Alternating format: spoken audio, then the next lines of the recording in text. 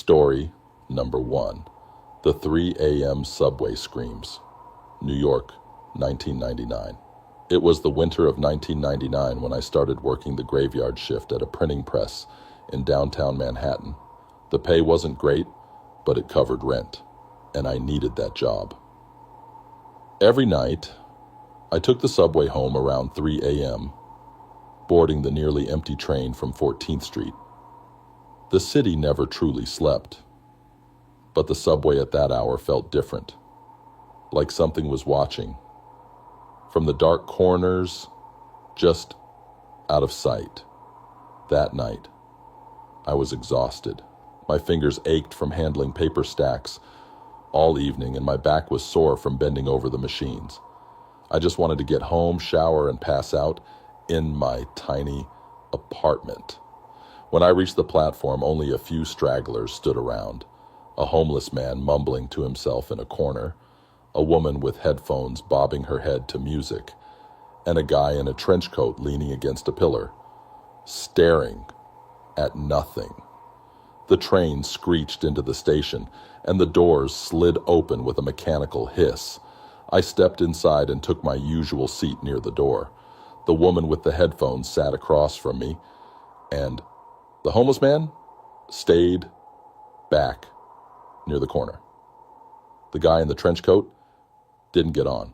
The doors closed, and the train rumbled forward into the tunnels. For the first few minutes, everything was normal. Just the soft hum of the train and the rhythmic clatter of the tracks. Then the lights flickered. That wasn't unusual. The subway system was old, and these things happened all the time. But when they came back on, the woman with the headphones was gone. I blinked. She had been right there. I hadn't heard her get up, hadn't seen her move. The homeless man was still in his corner, head down. My skin prickled, but I told myself she must have just switched cars quietly. I died, Miss, because I was too tired. The train continued. The next stop should have been West 4th Street. But the announcement never came. The train didn't slow down. It kept going. The digital sign that displayed the station names was glitched, flashing random symbols and broken letters. My pulse quickened. I checked my watch. 3:07 a.m. We should have reached the next stop by now. The air in the car felt heavy, thick, with something I couldn't name. The fluorescent lights above buzzed, and the overhead vents blew air that smelled faintly of mildew. I turned to the homeless man, the only other person in the car. "Hey," I called, keeping my voice steady. "Do you know what's going on?" He didn't look up. I stood and took a step toward him. "Mister, are you okay?" Still nothing. I reached out, ready to shake his shoulder.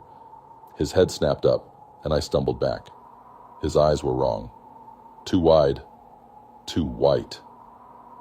His mouth stretched into a grotesque grin, revealing gums blackened as if rotting from the inside. "Don't turn around," he rasped. My stomach twisted. I hadn't turned around, but now every nerve in my body screamed at me not to. I stared at him. He started laughing, low and wet, as if something was gurgling in his throat. Then he slumped forward, completely still. The train kept moving. I felt it before I saw it. A presence behind me. The weight of unseen eyes boring into the back of my skull. The kind of feeling that makes your skin crawl before your brain can even process why. The homeless man's warning echoed in my ears. I gripped the cold metal pole beside me, knuckles turning white. My breath was shallow, too fast. My feet refused to move.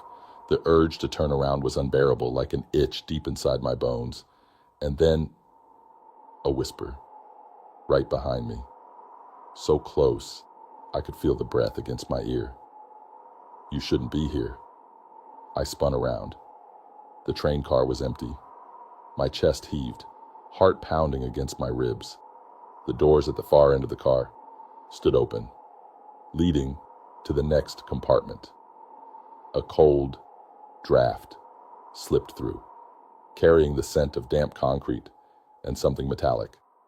I knew I had two choices: stay and wait for whatever was happening to unfold, or move. I stepped forward, gripping the handrails as I made my way to the next car. The moment I crossed the threshold, the doors behind me slammed shut with a deafening clang. This car was identical to the last. Same plastic seats, same buzzing lights, except for one thing. The woman with the headphones was sitting there again, right where she had been before, but her head was down, and her headphones were gone. Her hands rested in her lap, palms up, as if waiting for something. Her nails were blackened, like the homeless man's gums. Slowly, her head lifted, her eyes white, hollow. A smile stretched across her face, too wide for her features. "You shouldn't be here," she whispered. The train screeched violently, throwing me to the floor. Lights flickered, and a guttural, distorted noise filled the car, like a recording of a scream played backward. The windows went black, as if something outside was pressing against the glass, suffocating the light. I scrambled to my feet, heart slamming against my ribs. I had to get off this train. The digital display above the door flickered, and for the first time since this nightmare began, words appeared. Next stop, home. I didn't want to know what that meant.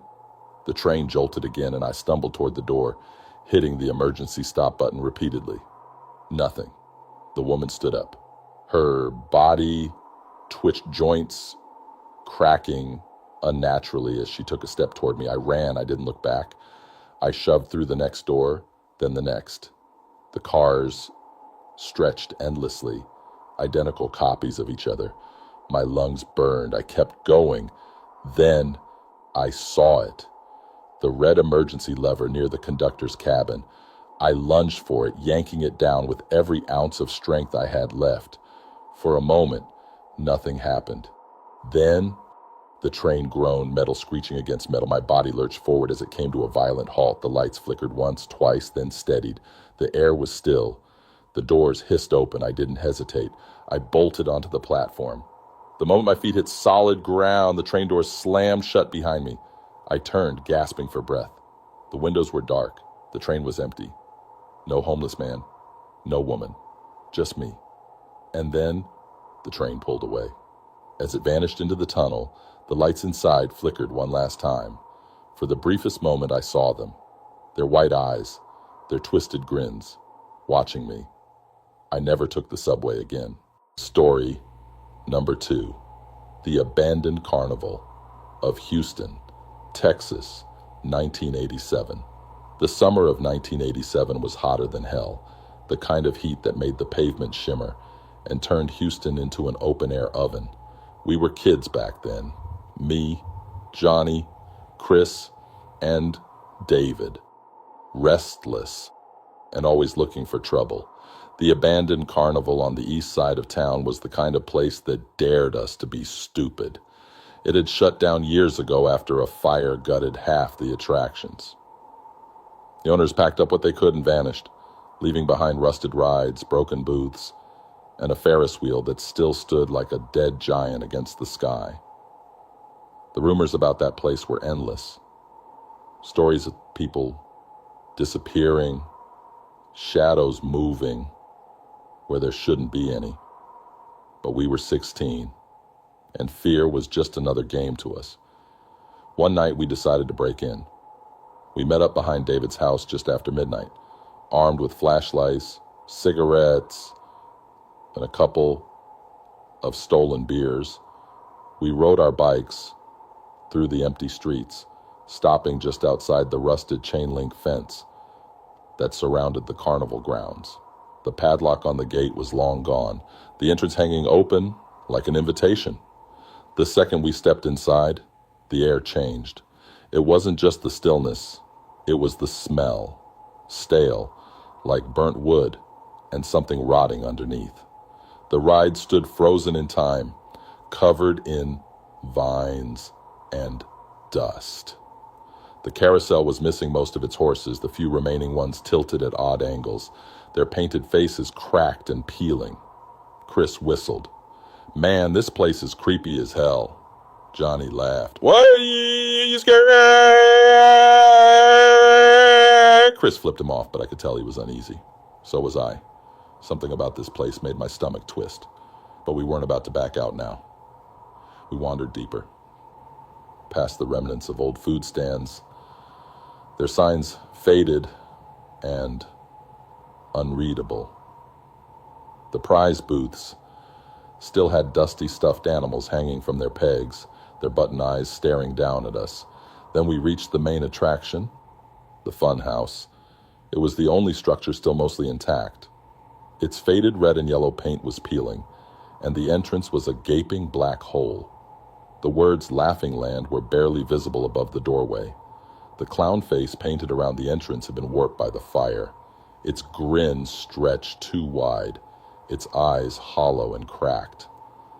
"Bet none of you have the balls to go inside," Johnny said. David snorted. "Bet you won't go first." Johnny grinned and stepped forward. "Watch me." We followed him in. Inside, the air was thick with dust, and the floor creaked beneath our feet. The mirrors in the hall of reflections were shattered, jagged pieces glinting under our flashlights. The walls were warped from the heat of the old fire, curling inward like they were trying to swallow us whole. Then we heard it. Laughter. Low, distant, but definitely there. My stomach turned to ice. "Did you hear that?" Chris nodded, his grip tightening on his flashlight. "Tell me that was one of you." Nobody answered. We pressed forward, our footsteps cautious now. The deeper we went, the more warped the funhouse became. The corridors twisted in ways that didn't make sense. Some doors led to nowhere, others opened into rooms that shouldn't exist. My skin prickled. It felt like the building itself was alive, shifting while we walked. Then Johnny screamed. We turned and saw him standing in front of a broken mirror, his flashlight shaking in his hand. "There's someone in here," he gasped. I stepped closer, shining my light on the glass. My reflection stared back at me. So did Johnny's. But there was something else, something standing behind him. A figure, tall, wrong. Its face was stretched too long, too thin, like it had been melted and pulled back into place. Its grin was wide, too wide, reaching from cheek to cheek. And its eyes, black pits that seemed to go on forever, were locked onto Johnny. "Run," I whispered. But Johnny didn't move. His breath came out in quick, panicked gasps. Then the mirror shattered. Glass rained down around us, and Johnny screamed as something yanked him backward into the darkness. We ran. Chris and David were ahead of me. But I wasn't looking at them. I was looking at Johnny, at where he had been. The space behind the mirror was a black void, swallowing his cries, as if he had never been there at all. We tore through the funhouse, the walls groaning around us, the laughter growing louder, wild and distorted. The exits we came through were gone. Every hallway twisted into another, leading us deeper. Then I saw it, a door, a real door. I slammed into it, throwing my weight against the wood. It burst open, and suddenly we were outside, tumbling onto the cold dirt. The night air hit my lungs like ice. Chris and David were beside me, gasping, wide-eyed.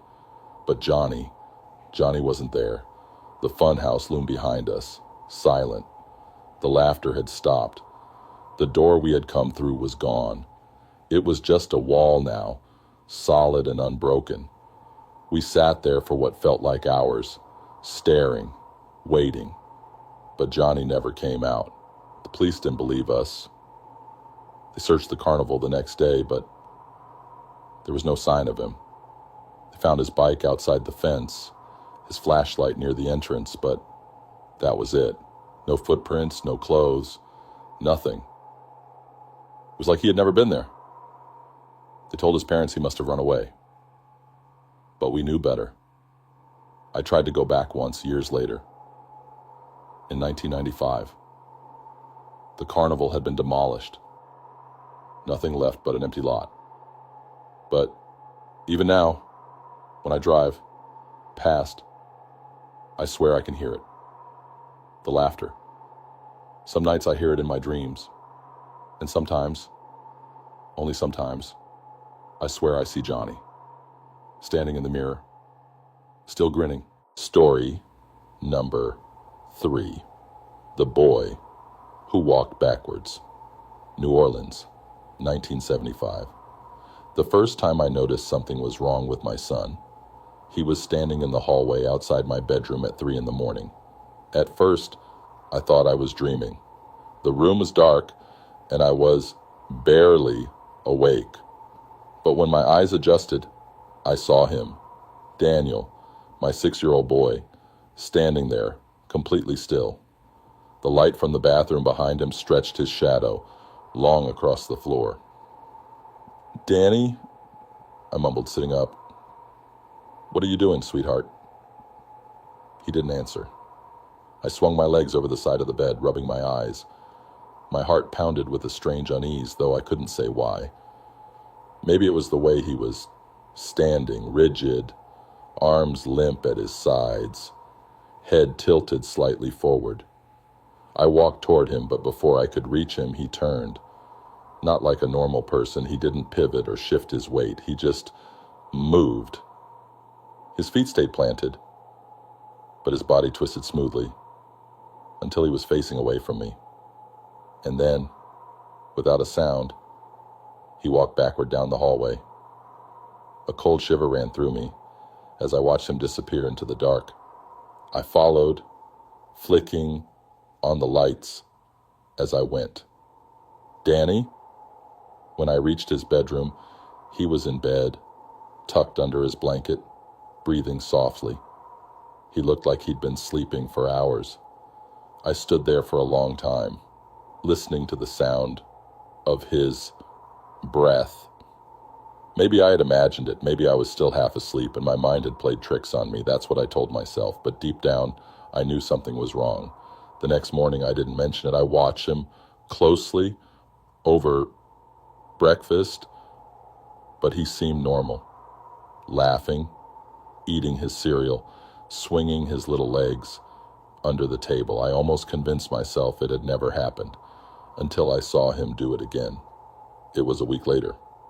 I was in the kitchen, washing dishes after dinner, when I saw him through the window, playing in the backyard. The sun had just started setting, casting an orange glow over the grass. He was standing near the big oak tree, facing away from the house. And then he started walking backwards, not stumbling, not feeling his way, just moving smoothly, as if he could see exactly where he was going. He took careful steps, his arms loose at his sides, his head slightly tilted forward. "Danny," I called, stepping outside. He stopped. For a moment he stood perfectly still. Then, as if nothing had happened, he turned around, grinned at me, and ran toward the porch. "Yeah, Mama?" he asked, breathless.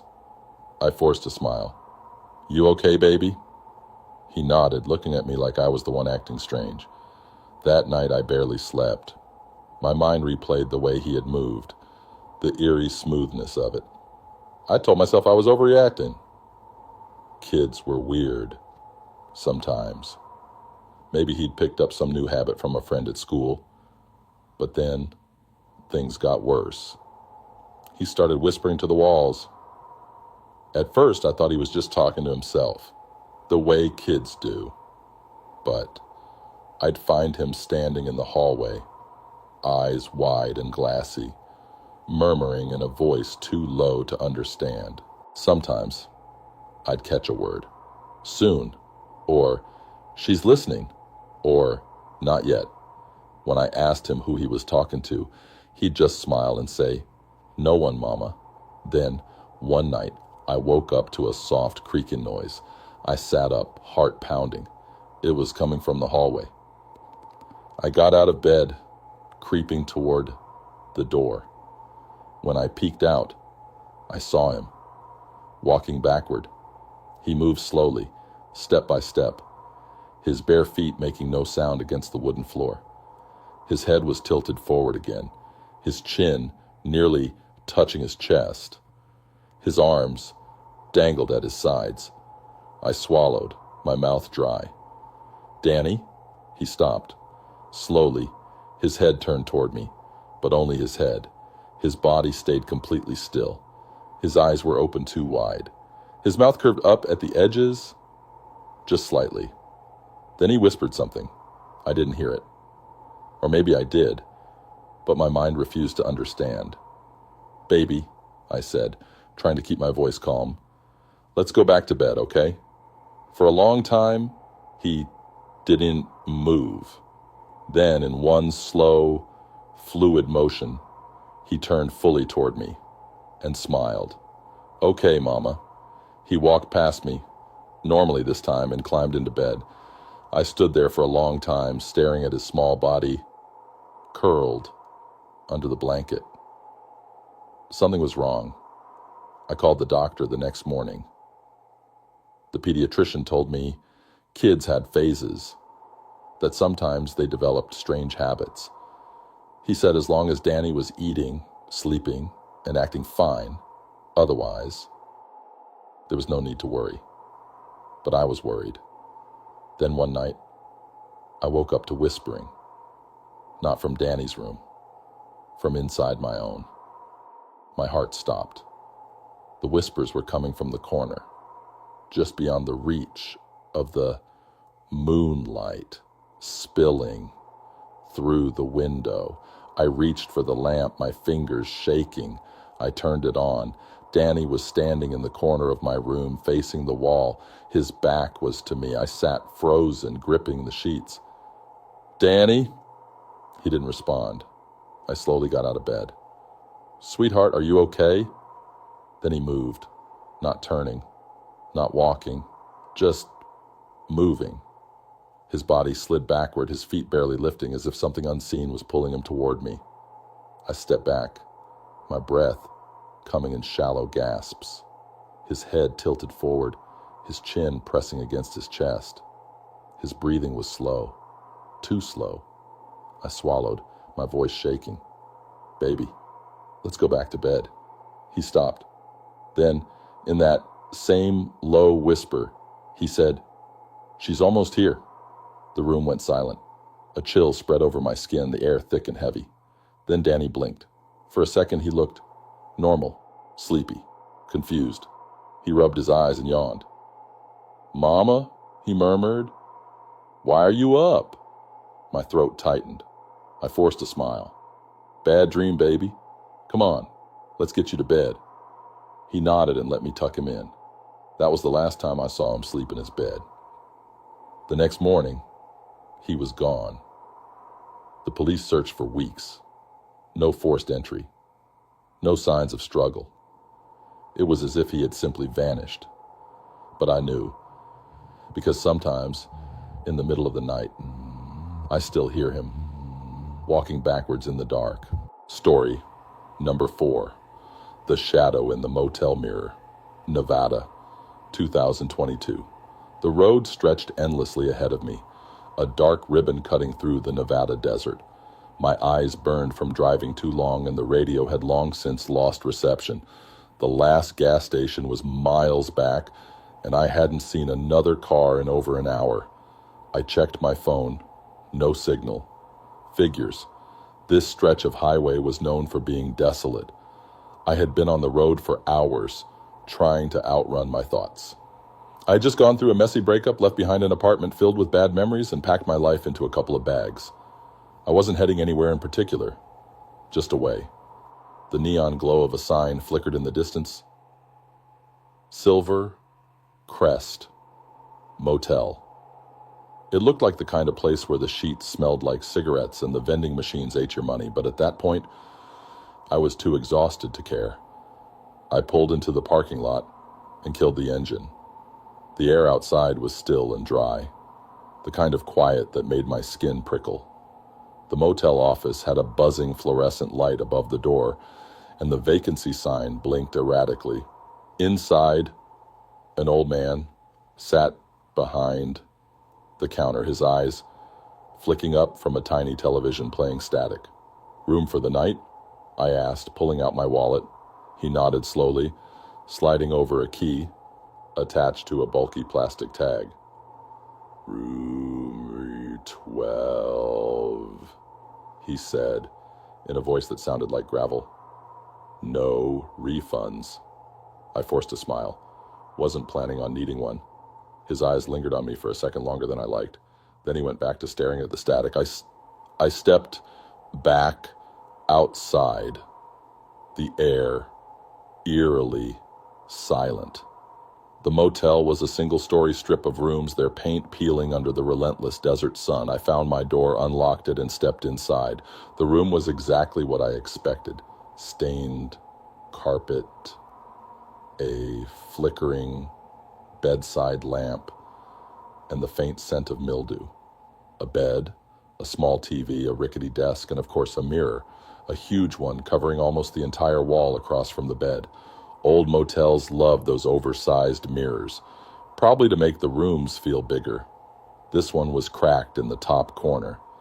I tossed my bag onto the bed and went to the bathroom to splash some water on my face. When I looked up into the mirror above the sink, something felt off. My reflection was normal. Same tired eyes, same mess of dark hair. But something in the other room looked wrong. I turned my head slightly, looking past my own reflection into the main room where the large mirror reflected everything back. The lamp flickered. For a second, just a split second, there was something else in the reflection. A shape, dark and hunched, standing near the bed. I whipped around. Nothing. Just the empty room. I let out a slow breath, rubbing my face. "You're tired," I muttered to myself. "Your brain is playing tricks." Still, when I left the bathroom, I avoided looking at the big mirror. I turned on the TV, but the only thing it picked up was static. I left it on anyway. Something about the faint hum of white noise felt better than silence. I lay down, the mattress stiff as a board. The room felt colder than it should have. I pulled the blanket up and closed my eyes. A sound. A slow, dragging sound. My body went rigid. I cracked one eye open, staring at the ceiling. The sound came again, like something heavy shifting across the carpet. I turned my head slightly. The mirror. In the dim light, I could see my reflection lying in bed, exactly as I was. But the reflection wasn't alone. There was something standing at the foot of the bed in the mirror. My throat closed up.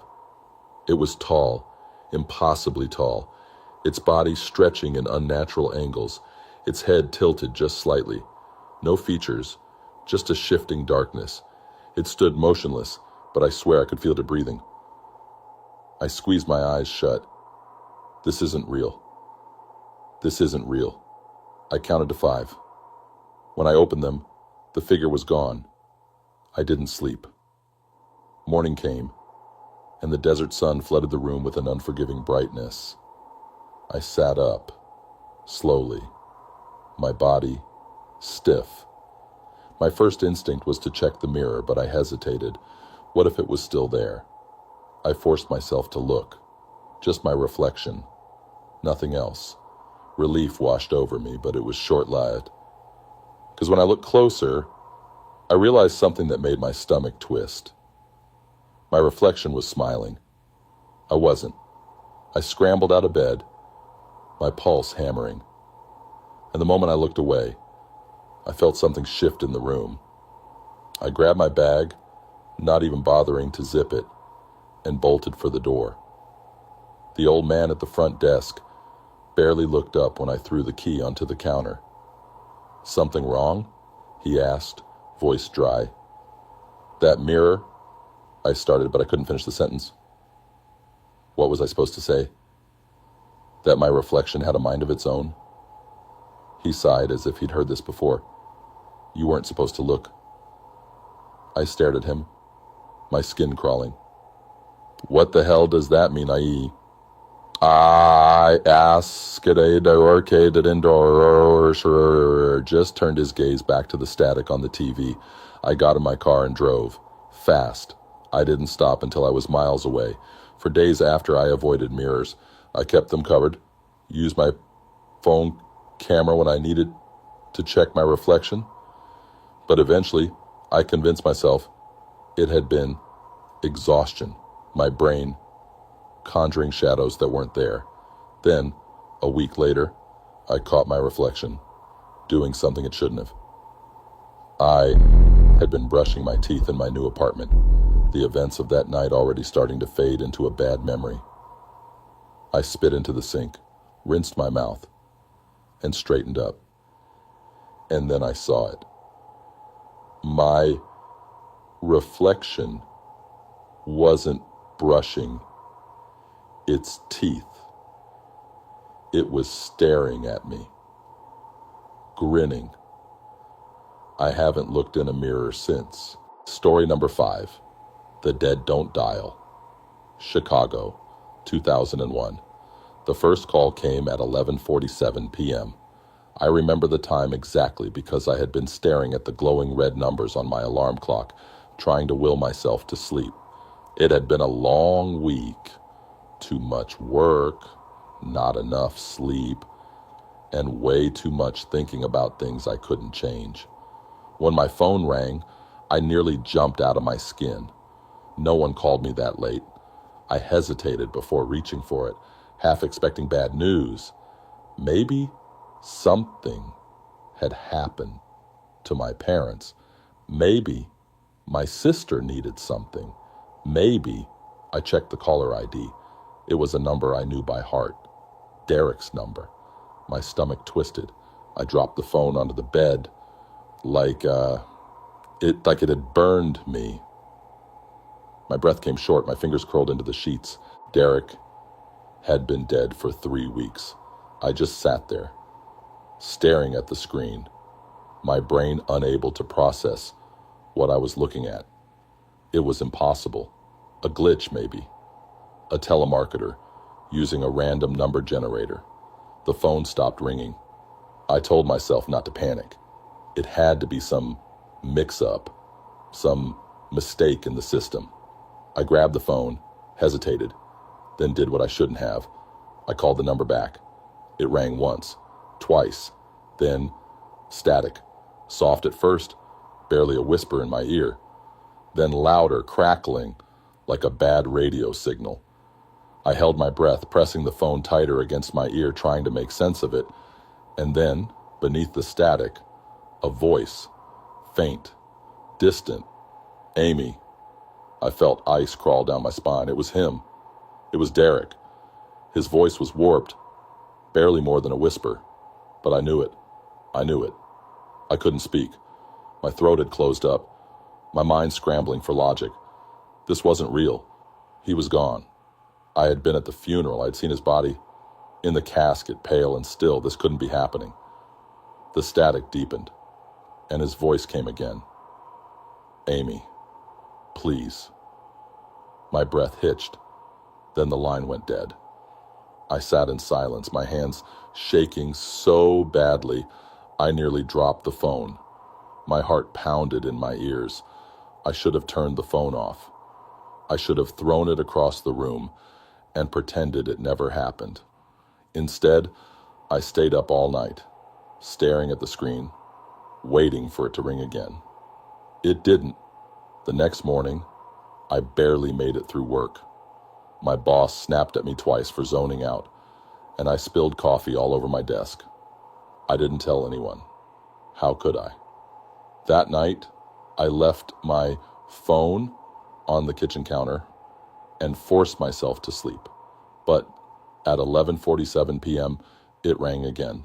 I sat bolt upright, my skin damp with sweat. I could hear it from the other room, vibrating against the counter. I didn't move. It rang and rang and stopped. I squeezed my eyes shut. It wasn't real. It wasn't real. Then the voicemail alert beeped. I should have ignored it. But my hand moved on its own, picking up the phone, pressing play. Static. Then I don't know where I am. My breath caught in my throat. Derek's voice, small and lost, as if he were calling from somewhere far away. I gripped the phone tighter. Derek, I whispered, knowing he couldn't hear me. The static crackled, swallowing the rest of the message. Then silence. I didn't sleep that night. The next day, I tried to act normal. I went to work, picked up groceries, even went out with friends. I laughed in the right places, nodded at the right times, but my mind was somewhere else, waiting. That night, I didn't bother leaving my phone in the kitchen. I sat up in bed, staring at it. At 11:47 p.m., it rang. I answered. The static was thicker this time, suffocating. I pressed the phone so tight against my ear it hurt. Amy. His voice was clearer now. My throat tightened. Derek? A pause, then, I'm lost. I swallowed hard. What do you mean? Where are you? The static rose, but I could hear him breathing. Dark, he murmured. It's so dark. A lump formed in my throat. My hands clenched into fists. Derek, this can't be real. A soft crackling noise, almost like laughter, but it was wrong. Then, his voice, shaking. It's coming. The line went dead. I sat frozen, the phone pressed against my ear long after the call had ended. I tried to tell myself it was stress, grief, a trick of my exhausted mind. But the next night the call came again, and the next. Every night, the same time. His voice growing fainter, more desperate. He was trapped, somewhere, and something was with him. By the fifth night, I was barely functioning. My hands trembled constantly, and I jumped at the smallest noises. That night, I answered before it could even ring. Twice. Derek, I whispered. Static. Then his voice, raw and weak. Amy, what's happening? Tell me how to help you.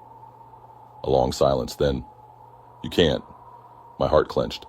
Then, in a voice so low I almost didn't catch it, I shouldn't have answered.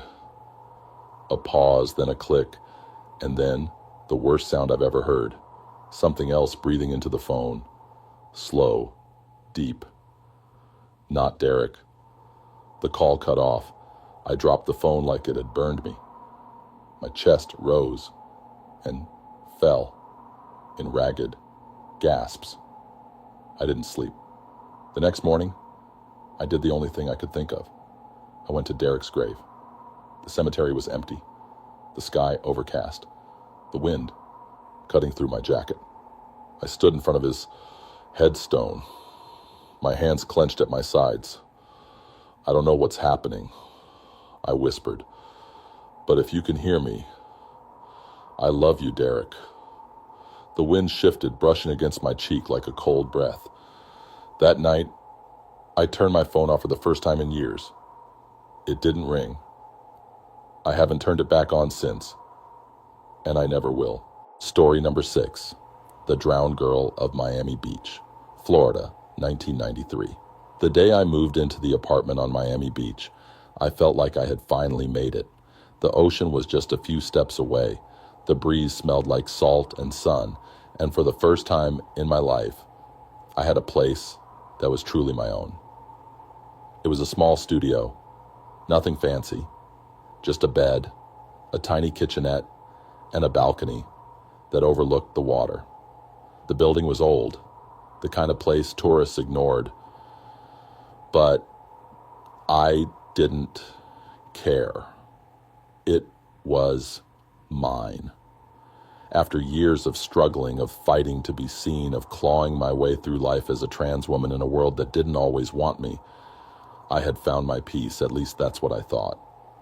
The first night, I slept with the windows open, listening to the distant crash of waves. The sound was soothing, steady, like the ocean was breathing. I drifted off easily, exhaustion from the move pulling me under. Then, just before dawn, I woke up to the sound of dripping water. At first I thought it was the sink. I got up, my feet cold against the tile, and checked the faucet. Dry. The shower too. But the sound continued. Slow, rhythmic drips, coming from somewhere inside the apartment. Then I saw it. The mirror.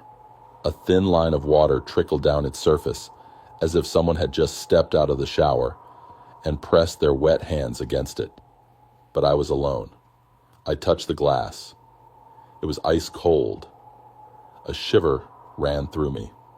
I wiped the water away with my sleeve and told myself it was nothing. Condensation from the humidity, maybe. The building was old. Things leaked. But the next night, it happened again. I woke up at exactly the same time, 3:42 a.m. The air in the apartment felt thick, heavy, like walking through water. I turned on the light, my heart thudding. The mirror was wet again. This time, there were fingerprints, long, slender fingers streaked down the glass. I swallowed hard, forcing myself to move closer. My own reflection stared back at me, pale and uncertain. Then, just for a second, something moved behind me. A shape. A girl. I spun around, so fast, I nearly lost my balance. The apartment was empty. I didn't sleep after that. By the third night, I was terrified to turn off the lights. I sat up in bed, watching the mirror, my breath shallow. At exactly 3:42 a.m., the air shifted. I felt it before I saw it. Something wet, something cold pressing against my skin. The mirror fogged over as if someone was breathing on the other side. Then slowly words began to appear. Help me. My stomach twisted, my hands clenched into fists. I didn't run, I should have, but something inside me, something deep, kept me frozen. The air grew colder. Then behind me, the sound of dripping water.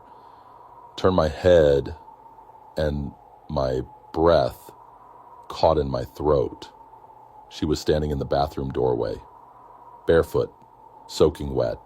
Her dark hair hung in tangled, heavy strands over her face, her skin tinged blue like the drowned. Her dress clung to her, dripping water onto the floor. She shouldn't have been there. She wasn't there. But she was.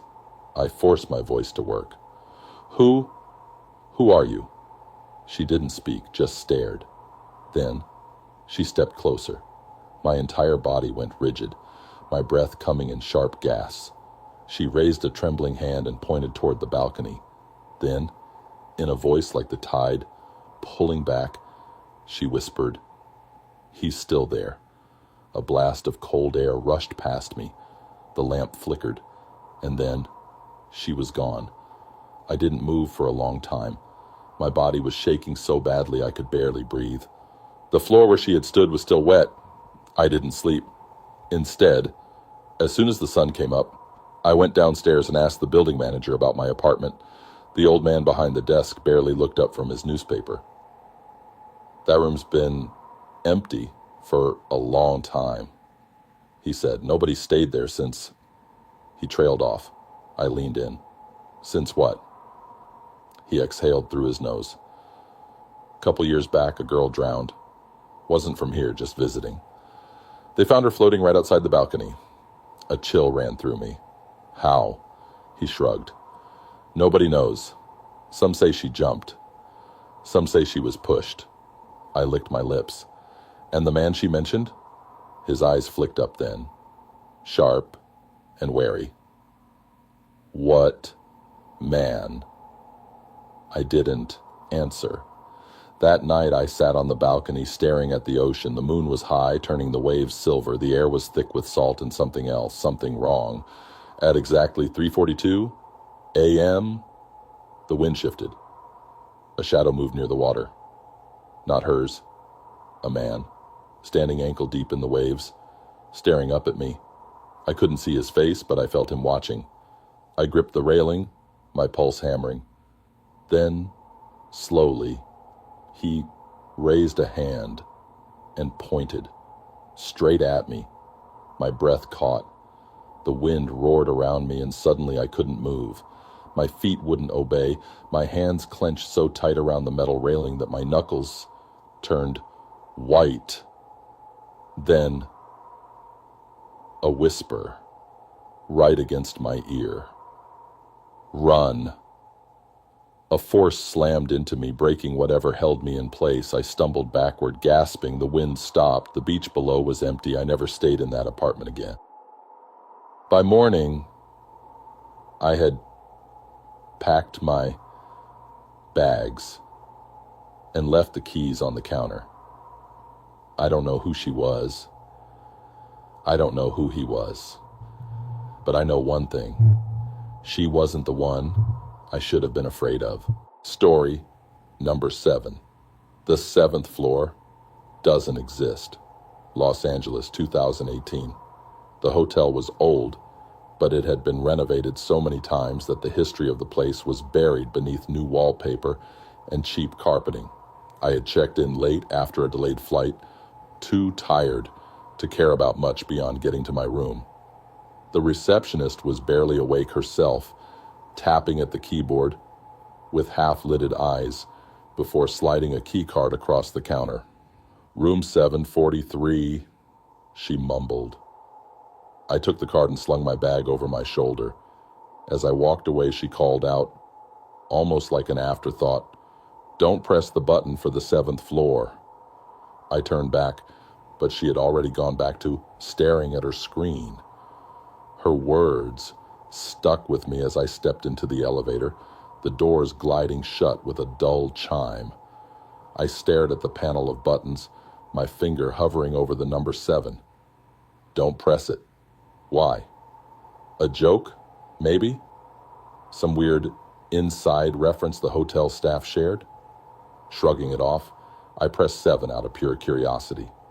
The elevator hummed as it ascended, smooth and quiet. But when it reached the 7th floor, it didn't stop. No chime, no pause, just darkness. The lights overhead flickered, and for a split second the display panel glitched, showing symbols instead of numbers. Then the elevator kept going.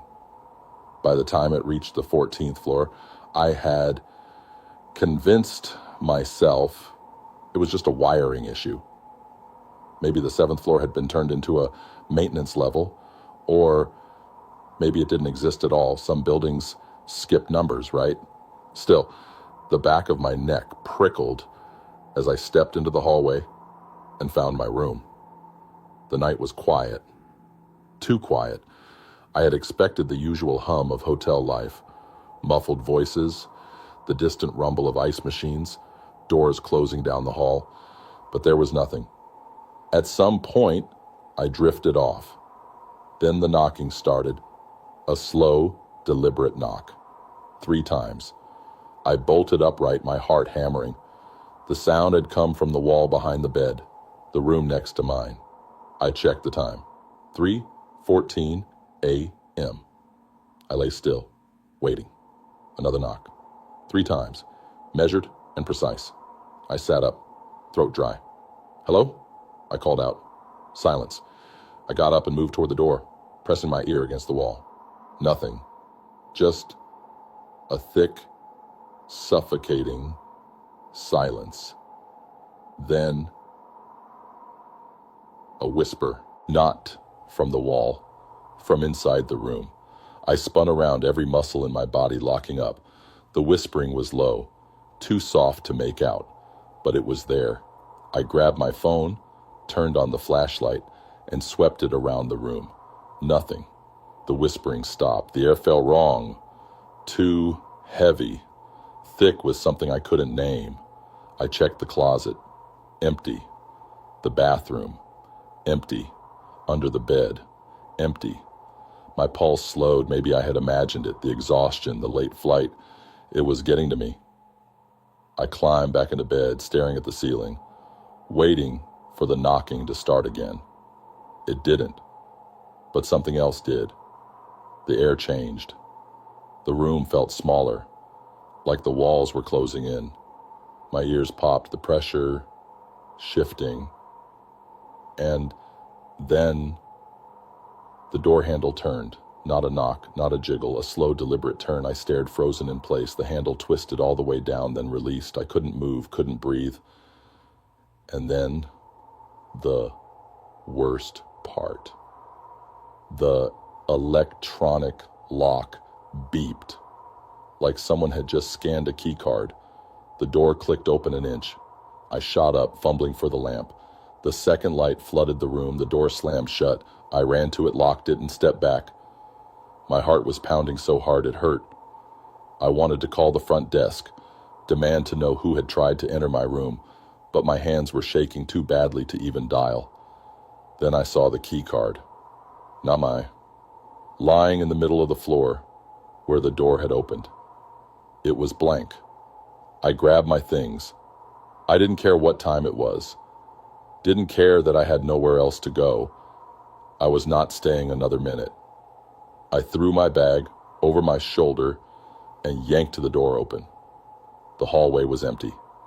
I rushed to the elevator, stabbing the button. The doors slid open immediately, and I stepped inside, hitting the lobby button over and over. The doors started to close, then stopped. The elevator didn't move. The overhead lights flickered. Then the button started changing. Every number disappeared. Then slowly, a single number appeared. The elevator began to descend. I hit the buttons frantically. Lobby. Open doors. Nothing worked. The floor display ticked down. 12th, 11th, 10th. Faster. Then, the doors opened. 7th floor. My stomach turned to ice. The hallway was dark. Not dim. Pitch black. The kind of black that swallowed light whole. The air was cold, damp, like standing near an open freezer. And then, footsteps, slow, dragging, coming closer. I stabbed the close door button. The footsteps quickened. My breath caught in my throat. Then, a hand. Pale, thin fingers curled around the elevator door, stopping it from closing. And then a face, no eyes, just smooth, empty skin. It smiled. The doors slammed shut. The elevator rocketed down. I hit the lobby button over and over, whispering, please, please, please. The elevator stopped. The doors slid open. Lobby. Bright, warm, light. I ran. The receptionist barely glanced up as I sprinted past the counter, breathless, shaking. I didn't stop until I was outside. The warm Los Angeles air, thick around me. I kept walking, didn't look back, didn't stop until I reached a different hotel miles away. I never went back for my things. The hotel called me the next day, saying housekeeping found my room empty.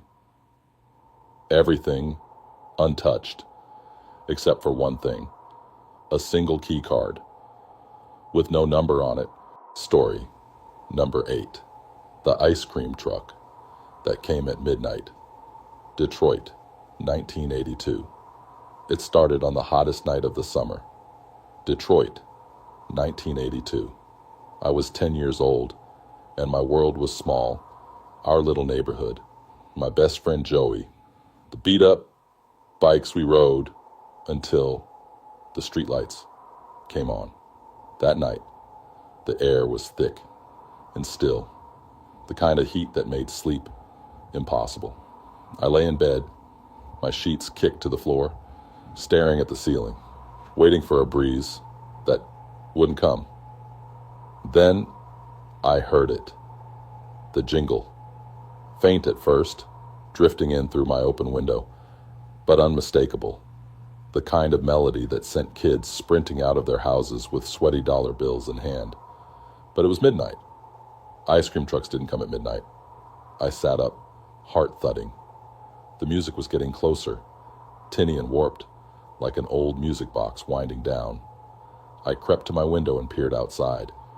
The truck rolled slowly down our street, his headlights dim, almost flickering.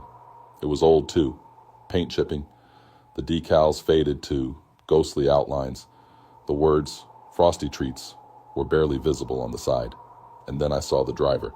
He sat stiffly behind the wheel, his face obscured by the shadows.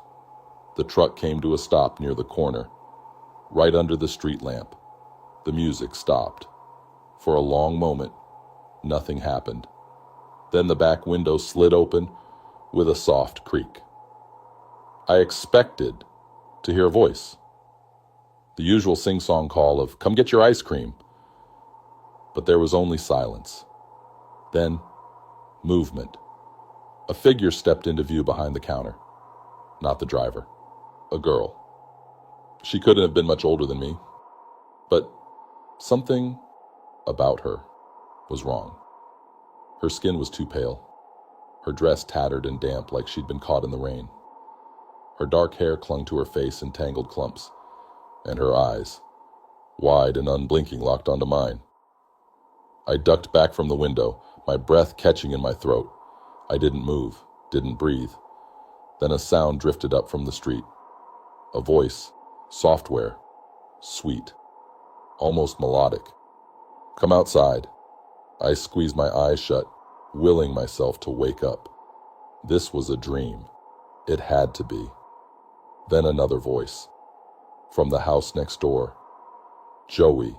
I snapped my eyes open just as he stepped onto his front porch, rubbing his eyes, his pajama shirt hanging loose on one shoulder. The girl in the truck smiled. I wanted to scream for him to stop, to get back inside, but my voice was gone, buried under a suffocating weight of fear.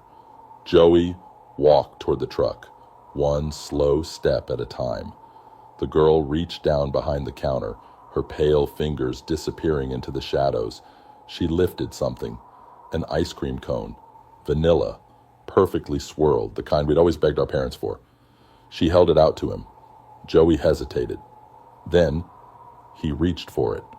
The second his fingers touched the cone, the truck's engine rumbled to life. The music started again, but now it was warped, wrong, a slowed-down version of itself. The girl's smile widened, too wide. Joey's body stiffened, and then he disappeared. Not snatched, not pulled, just gone, like he had never been there at all. The truck's back window slid shut. The headlights flickered, and then it began to move, rolling down the street, the jingle growing fainter until the night swallowed it completely. Joey's front door still hung open, the porch light flickering. I stared at the empty street, my heart hammering so hard I thought it might burst. The next morning, Joey's mom was outside, calling for him, panic rising in her voice. She knocked on doors, checked the backyard, the basement, the shed. But there was nothing, no footprints, no signs of him anywhere. The police came. They searched, questioned neighbors. I told them what I had seen, the truck, the girl, the ice cream. They didn't believe me. "Kids don't just disappear," they said. But Joey did. And I never saw him again. I stopped sleeping with my window open after that. Summer ended. The leaves turned. Life went on. But some nights, hot, windless nights when the air feels too thick to breathe, I still hear it, that distant warp jingle, growing closer. Story number 9. The Barn That Swallowed People, Kansas, 1966. The first time I saw the barn eat someone, I was 10 years old. It was a cold autumn evening in 1966, and my older brother Tom had dared me to sneak out to the old barn at the edge of our property. It had been there long before our family bought the land, standing like a forgotten relic in the middle of nowhere, its red paint long faded to a dull rust. My parents warned us to stay away from it. See, it was unsafe, but that only made us more curious. Tom and his best friend Charlie had been whispering about it for weeks, telling stories of animals that wandered inside and never came out. No bones, no tracks, just gone. Charlie swore his uncle had told him a farmhand went missing there back in the 30s, but nobody believed him. People left town all the time back then. That night, the three of us stood in the field, staring at the barn. The wind had died down, and the sky was a deep purple, the last traces of daylight bleeding into the horizon. "You gonna chicken out?" Tom smirked, nudging me. I didn't answer. My hands were balled into fists at my sides. Charlie grinned. "Only one way to prove it's just a normal barn." He pulled a flashlight from his jacket and clicked it on, the beam slicing through the dark. He stepped forward first, Tom right behind him. I hesitated, my gut twisting with something I didn't have a name for. The barn felt wrong. Even from a distance, the air around it seemed heavier, like the world was pressing in closer the nearer we got. But I followed. The doors groaned as Tom pushed them open, revealing a gaping darkness inside. Dust floated in the beam of the flashlight, swirling like tiny ghosts. The air smelled of damp wood and something else, something stale and rotten, like the scent of a dead animal long after the flies had left. Charlie stepped inside first. "See?" he called back. "Just a barn." Tom followed, glancing back at me. "You coming or what?" I swallowed hard and took a step in. The second my foot crossed the threshold, the wind howled, and the doors slammed shut behind us. We all froze. Charlie swung the flashlight toward the entrance. The doors were shut tight, but there was no latch, no lock, just heavy wood that had moved on its own. "Okay," Tom muttered. That was weird. Charlie laughed, but it was forced. "Wind, man, just the wind." But there was no wind, not inside, not outside. The air was dead. The flashlight flickered. Charlie smacked it against his palm. "Come on." The beam cut out, and the barn swallowed us whole. The dark was instant, absolute. I couldn't see my own hand in front of my face. The silence was worse, stretching like a living thing, thick and heavy. Then I heard it. Not footsteps, not breathing. Something deeper, a shifting, like the walls themselves were moving. Tom grabbed my arm. "Charlie?" No answer. I reached blindly, my fingers brushing against the rough fabric of Charlie's jacket. "We have to go," I whispered. Charlie didn't move. "Charlie?" I shook him, harder this time. He felt stiff, rigid, wrong, and then he was gone. I didn't feel him leave. Didn't hear him run. He was just gone, like he had never been standing there at all. Tom yanked me backward. "What the hell was that?" His voice was tight, panicked. I couldn't speak.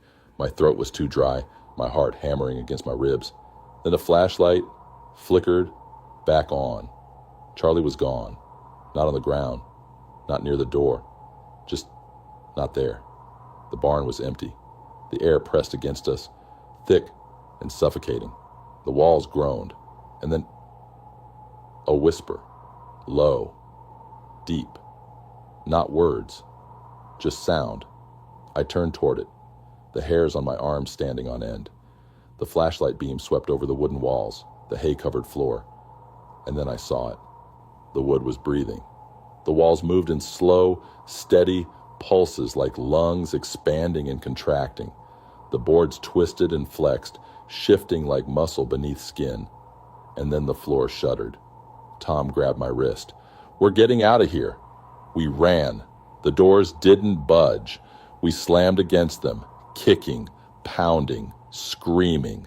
Something creaked behind us. Tom turned the flashlight toward the center of the barn, and we saw it. A hole. Not just a hole. A gaping, yawning wound in the ground, like the earth had split open. It hadn't been there before. It pulsed. The boards around it curled inward, bending and warping, pulling downward like a mouth trying to close. And then I saw something else. Charlie's flashlight, lying near the edge. But no Charlie. Tom swore under his breath. He turned back to the door, throwing his entire weight against it. The barn groaned. Then, suddenly, light.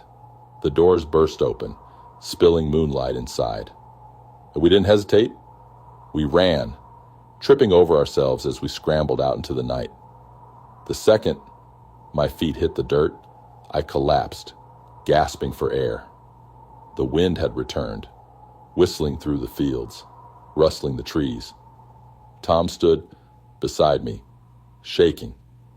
We looked back at the barn. The doors were shut again. No hole, no movement, just a barn. We never found Charlie. The police searched for weeks. They questioned us, asked us to tell the story over and over. But in the end, they ruled it a disappearance. Charlie was just gone. His parents moved away the next year. Our family left town soon after, but I never forgot, and I never went near a barn again. Story number 10. The Babysitter's Final Shift. Boston, 1997.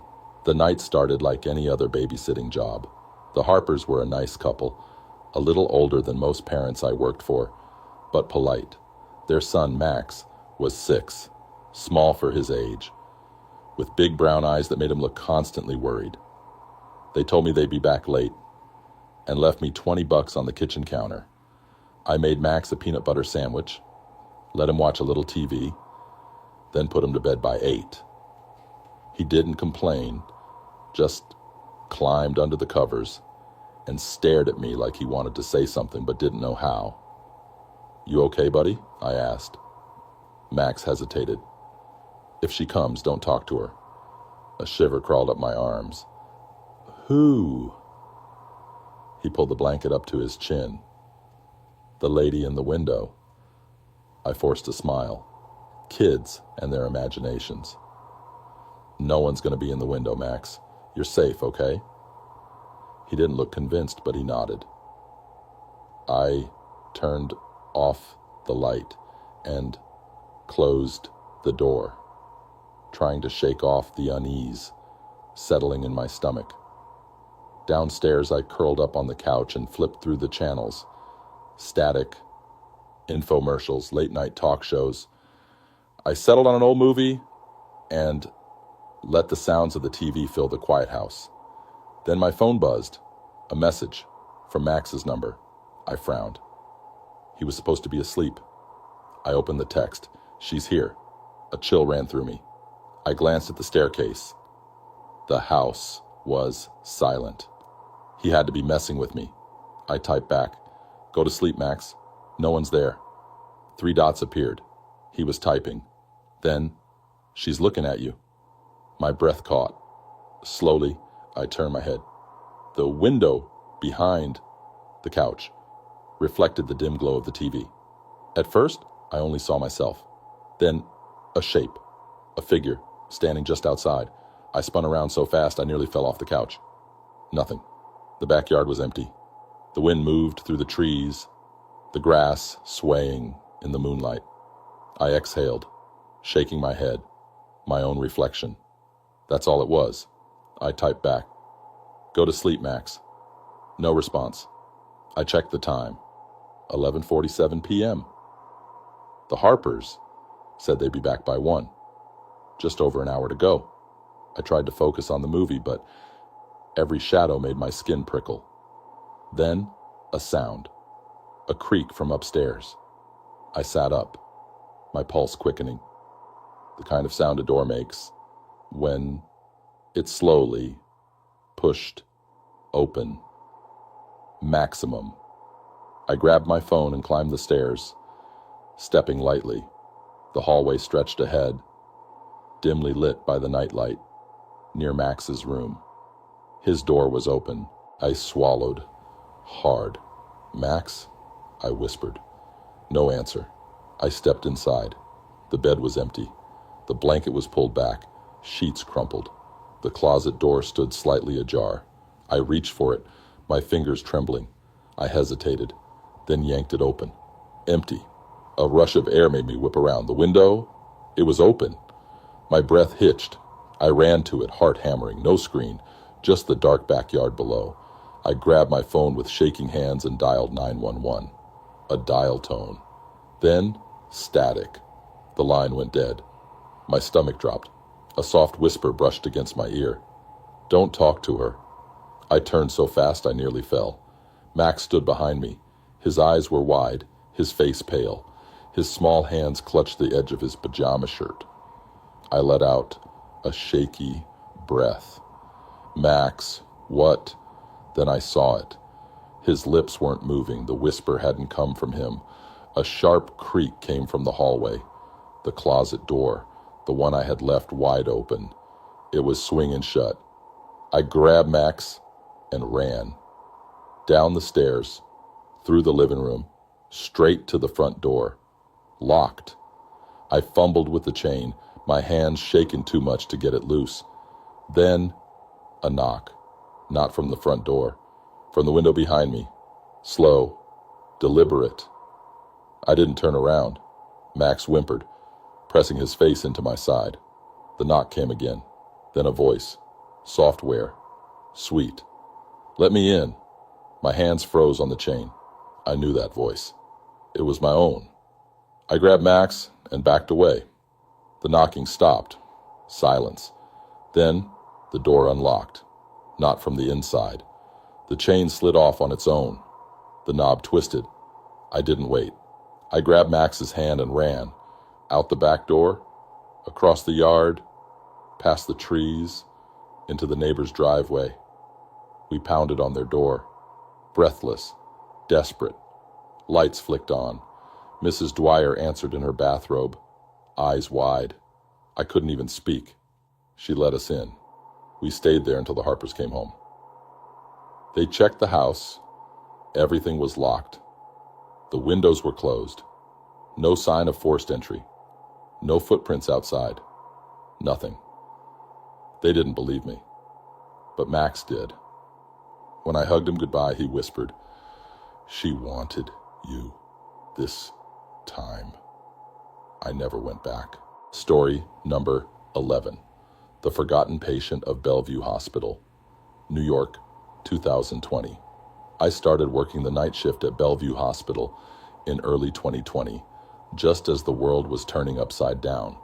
The long hours, the exhausted faces, the beeping machines, it all blurred together. But what I remember most is the silence. Hospitals aren't supposed to be quiet. Not really. There's always some noise. A distant cough, the shuffle of feet, the murmurs of nurses at their stations. But in the East Wing, past the general wards, down the hall near the restricted section, there was a silence that felt wrong. Heavy. That's where I first saw the name. Room 733. I was organizing patient files when I noticed it. An old, yellowing folder, tucked between newer ones. Its label peeling at the edges. Edwin Lancaster, room 733. I frowned. That room was empty, at least as far as I knew. I had never seen anyone go in or out. Curiosity got the better of me. I flipped the file open. The papers inside were decades old. The earliest dated back to 1965. notes scribbled in rushed handwriting, medication records long discontinued. But the strangest part? There was no discharge date, no death certificate, no transfer papers. It was as if Edwin Lancaster had simply been forgotten. A shadow moved at the edge of my vision. I turned sharply toward the hallway. Nothing. I exhaled, shaking my head, and closed the file. Maybe it was an old clerical error, a patient long since moved, but something gnawed at me. I needed to see that room. The east wing was mostly dark by that hour. The motion activated lights flickering on as I walked, and the hospital had been partially renovated in the early 2000s, but this section still felt old. The floors scuffed, the walls slightly yellowed with time. Room 7. 33 sat at the very end of the hall. I hesitated, then placed my hand on the doorknob. Cold. Ice cold. I swallowed and turned it. The door creaked open. The room was empty. Mostly. The bed was made, the sheets tucked so tightly it looked untouched. The walls were bare, except for an old metal cabinet in the corner. The air smelled different here, stale, like a place long sealed off. I stepped inside, my shoes barely making a sound against the floor. A gust of cold air brushed past me. I turned, my breath catching. The door had shut behind me. I reached for the handle, but it wouldn't budge. My pulse quickened. Then I heard it, a wheezing breath. Not mine. The hairs on my arms stood on end. I turned slowly toward the bed. The sheets were no longer smooth. They were pulled back, indented, like someone had just gotten out of it. I stumbled backward, my shoulder hitting the wall. My heart slammed against my ribs. A whisper, so soft, so dry, like paper crumbling. You found me. The light flickered. The metal cabinet in the corner creaked open an inch. I couldn't move. Something shifted inside the cabinet. I wanted to run, but my legs weren't working. The cabinet door swung fully open. Nothing inside. But the whispering grew louder. Not one voice. Many. Muttering. Overlapping. Like a chorus of forgotten prayers. Then, the hospital alarm blared. The lights snapped fully on. And the door burst open. And I nearly fell forward. A nurse stood there, wide-eyed. "What the hell are you doing in here?" she demanded. I swallowed hard, struggling to breathe. But when I turned back, the bed was perfectly made again. The cabinet door was shut, empty. She grabbed my arm and pulled me out. "You're not supposed to be in this part of the hospital," she snapped, leading me down the hall. "That room's been closed for years."